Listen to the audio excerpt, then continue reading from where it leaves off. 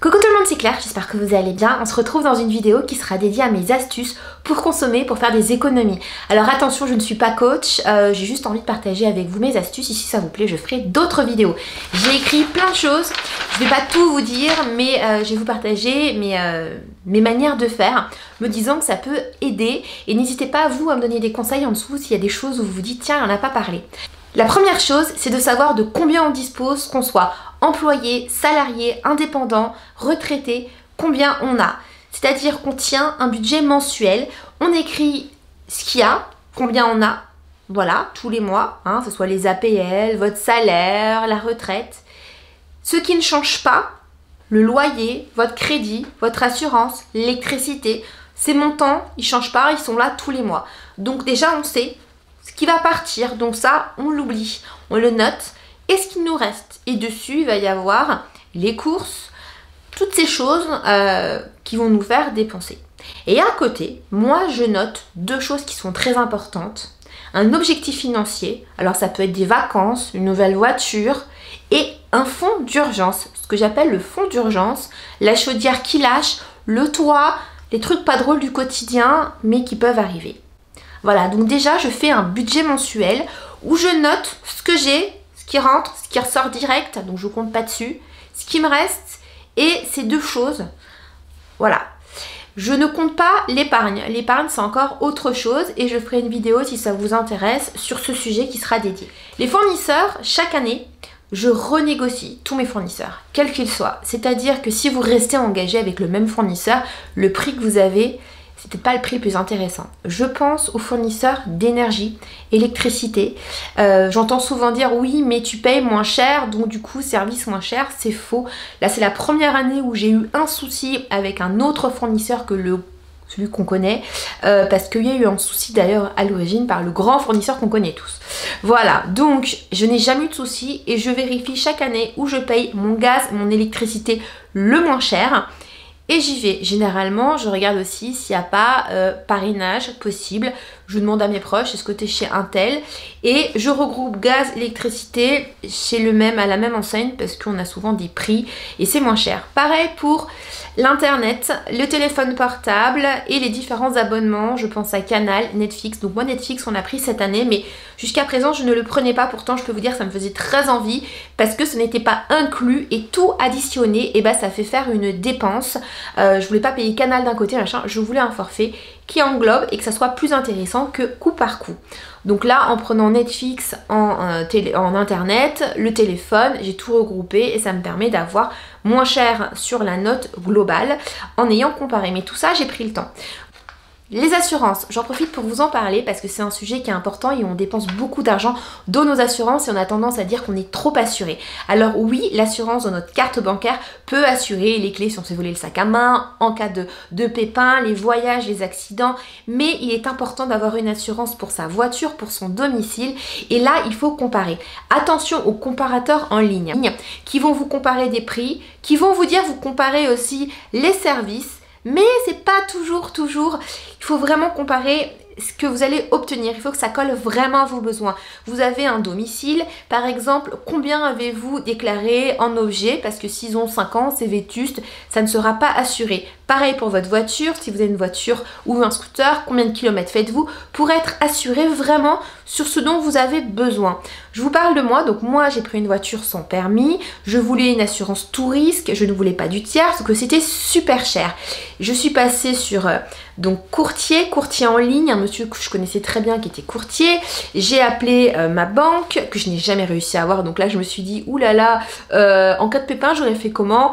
Et je me suis vraiment renseignée partout et au final on n'est jamais mieux servi que par soi-même. J'ai trouvé une assurance qui m'a pris tout risque, qui était moins cher. Le seul truc négatif en comparant, c'était que c'était si j'avais un incident à plus de 50 km de chez moi. Ce qui voulait dire qu'il fallait que je paye de ma poche la dépanneuse. Mais j'ai appelé la dépanneuse pour savoir ça coûte combien de dépanner ma voiture sans permis. C'était à peu près 100-130 € pour dépanner. Et la différence était à peu près de 50 € avec les tout risques d'ailleurs. Donc en gros, en 2 mois, si j'avais un pépin, mon assurance était complètement amortie, tu vois la différence. Donc j'ai signé chez eux en tout risque et je ne regrette pas. En cas de pépin, ma voiture est 100% remboursée hors franchise qui était à peu près de 300 €. Donc franchement, pour le même prix ailleurs j'avais du tiers parce que j'ai pris le temps de comparer. Concernant les comparateurs d'assurance, oui c'est pas mal parce que ça va vous comparer des prix, mais le mieux c'est d'avoir une réponse sur mesure à 100% qui colle à votre besoin. Comme ça, en cas de pépin, et ben vous n'aurez pas de regrets et surtout de vérifier le service d'assistance derrière. Est-ce que vous avez quelqu'un au bout du téléphone? Combien de temps c'est pris en charge? Au bout de combien de temps vous avez un expert si votre voiture elle tombe en panne? Voilà, qui c'est qui est mandaté? C'est des petites questions comme ça qui peuvent vous faire sourire, mais le jour où vous avez un problème, et ben vous serez content de savoir qui c'est que vous appelez et comment ça se passe et au bout de combien de temps vous êtes remboursé, etc. etc. Voilà, donc ça les assurances c'est un vaste sujet. Pareil pour la voiture, est-ce que vous roulez beaucoup? Si c'est pas le cas, faites-vous assurer au niveau des kilomètres. Regardez tout ça. D'ailleurs, si vous roulez pas beaucoup, est-ce que vous avez vraiment besoin d'avoir une voiture? Est-ce que le covoiturage, est-ce que la location de voiture n'est pas juste ce qu'il vous faut? Parce que tout ça, bah, mine de rien, bah, ça fait faire des dépenses. Voilà. N'hésitez pas à négocier aussi avec votre crédit. Si jamais par exemple vous avez acheté un appartement, vous pouvez regarder avec votre banque combien ça coûte chez eux et ça peut faire aussi baisser votre... vous pouvez négocier pour faire baisser d'autres choses. La première chose, avant de faire vos courses, c'est de lister ce qu'il y a dans vos placards. Je sais, ça peut vous faire sourire, mais moi je liste les paquets de pâtes, sauce tomate, je liste tout. Pourquoi? Bah, quand je suis au supermarché, et ben je rachète pas en double parce que je préfère en avoir plus sur mon compte bancaire que plein mes placards. Tu vois ce que je veux dire? Parce que si jamais il te manque, tu le notes et la prochaine fois que tu fais les courses, tu rachètes et puis tu peux remplacer tout. Voilà, il y a toujours des solutions pour les problèmes. Donc mon conseil numéro 1, c'est bien gérer ses réserves, ne pas trop acheter, avoir des réserves, oui, il y a les réserves basiques, farine, sucre, lait, œufs, beurre, pâtes, semoule, riz, toutes ces choses qu'on utilise, mais ne pas acheter plus que ce dont on a besoin, tout simplement parce qu'on risque de l'oublier. Hein. Faites attention aux fausses promotions, parce que c'est de l'argent que vous dépensez, vous en avez plein les placards. Hein, il y a aussi les dates de péremption. Et puis, ces sous, c'est mieux de les avoir sur son compte. Il faut savoir gérer les stocks, faire ses menus. Alors, il y en a qui vont dire, le lundi, je mange ça, le mardi, le mercredi. Non, moi, j'aime bien avoir des menus. C'est-à-dire me dire, il y a un soir où je vais faire du poisson. Et ben, ce poisson, je vais en faire plus pour pouvoir faire un deuxième plat. Voilà, le temps, c'est aussi de l'argent. Donc, je vais faire un gros plat qui va me faire 2 repas. C'est-à-dire, je fais un plat, le reste... je le transforme. Par exemple, je fais un soir où je vais faire un saumon, donc un gros saumon, au lieu d'acheter des pavés, d'ailleurs qui coûtent plus cher que mon gros saumon, je vais faire un gros saumon, je vais le faire au four tout simplement, avec un accompagnement. Je vais faire un peu plus de tout et le lendemain, je vais faire une salade avec ce fameux saumon donc, qui va rester pour le transformer dans ma salade au milieu des pousses d'épinards, c'est très très bon. Pareil, si je fais un rôti de porc ou un rôti de ce que tu veux, je vais en faire. Le soir, on le mange, le lendemain, je transforme, je fais une farce, je vais faire des légumes farcis, des lasagnes. Tu peux faire plein de choses, un gratin au-dessus, tu mets petits morceaux de viande, froid avec de la salade. Je transforme, je fais des restes, donc j'achète une plus grosse quantité que je transforme. On peut également, tout simplement, congeler, hein, tu mets dans ton congélateur et voilà, ou le garder pour ta gamelle du midi, voilà, mais de faire un petit peu plus, c'est aussi une manière de gagner du temps et de prévoir le repas d'après. Il y a autre chose que j'aime beaucoup faire avec les restes, donc c'est transformer, mais aussi faire des buffets de restes, c'est-à-dire que tous ces petits restes, voilà, hein, ça fait des petites... faire une jolie table et on pioche et c'est super sympa, ça a un côté brunch très sympa et en fait c'est juste des restes que tu manges différemment et ça a un petit côté très hype. Donc voilà, les courses alimentaires, on peut vraiment faire des économies en achetant les aliments bruts. Je pense à tout ce qui est transformé, on évite déjà c'est trop sucré, c'est trop salé. Il y a des fois des trucs, de l'huile de palme, des choses que tu n'imagines pas. Cuisiner, oui, ça prend du temps, mais c'est aussi une économie. C'est une économie parce que tes lasagnes déjà sont meilleures et tu économises parce que c'est pas le même prix au kilo. Faire ses courses c'est bien, mais attention, on peut être tenté aux promos. Quand on rentre, tout est fait pour consommer. Voilà, donc si vous savez que c'est un peu compliqué pour vous, passez directement au Drive. En plus, ça vous permet de voir chaque fois que vous ajoutez dans votre caddie combien vous dépensez.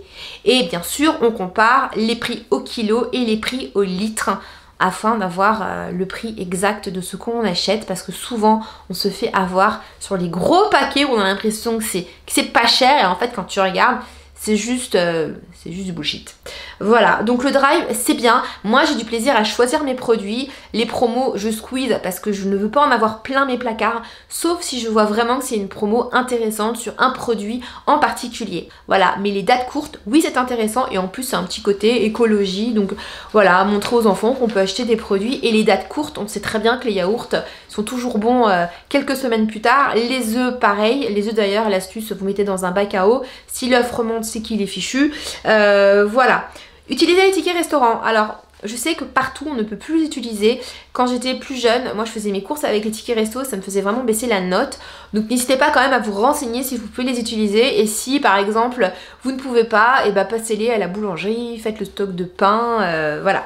Mais les tickets restaurants...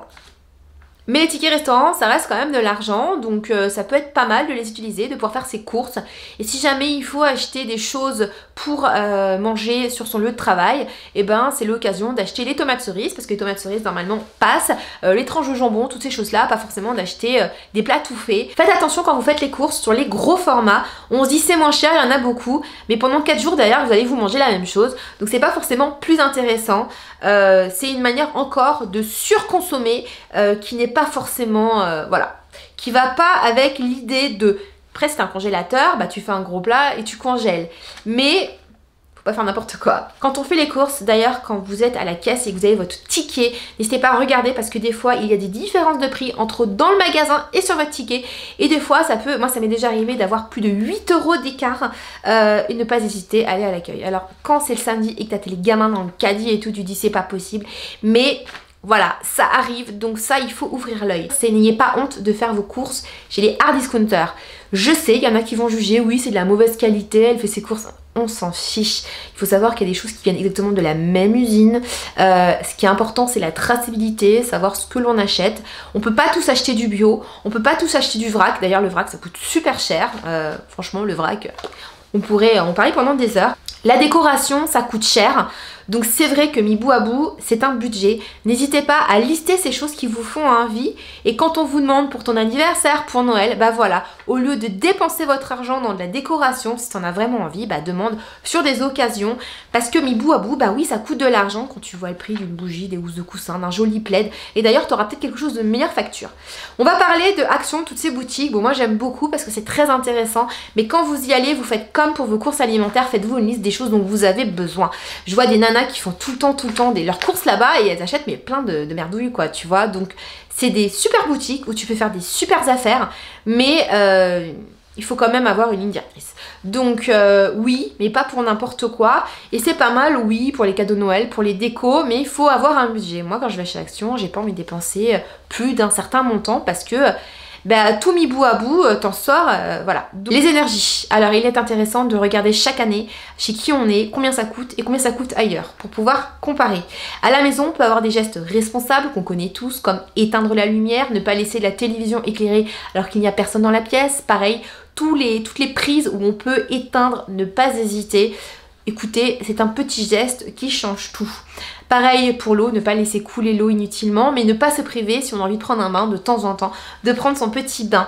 Je pense aussi à l'été, moi je me sers du soleil l'été pour sécher toutes les grosses choses dont j'aurais besoin l'hiver. Je pense aux pulls, je pense aux couettes, je pense aux plaids, je lave tout l'été et les jours où il y a canicule, je mets tout dehors et je laisse sécher. C'est des choses que je n'aurais pas à laver l'hiver et donc utiliser mon sèche-linge. C'est une petite organisation mais qui permet d'économiser et tout est fait, tout est voilà. Et c'est encore mieux, tu préserves plus tes vêtements et tes plaids et tes couettes et tu m'as compris. Je pense, je le dis ici, la chasse d'eau, je suis à la maison. À chaque pipi, je ne tire pas la chasse d'eau. Vous pouvez rigoler en dessous, c'est pas crade. En tout cas, moi ça ne me dérange pas. On va dire tous les 3 pipis parce que chaque fois c'est de l'eau potable. Je pense à tous les gens qui n'ont pas d'eau.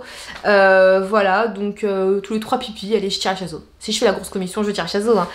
Il est important aussi de savoir se faire plaisir et d'assumer et de ne pas avoir à se justifier.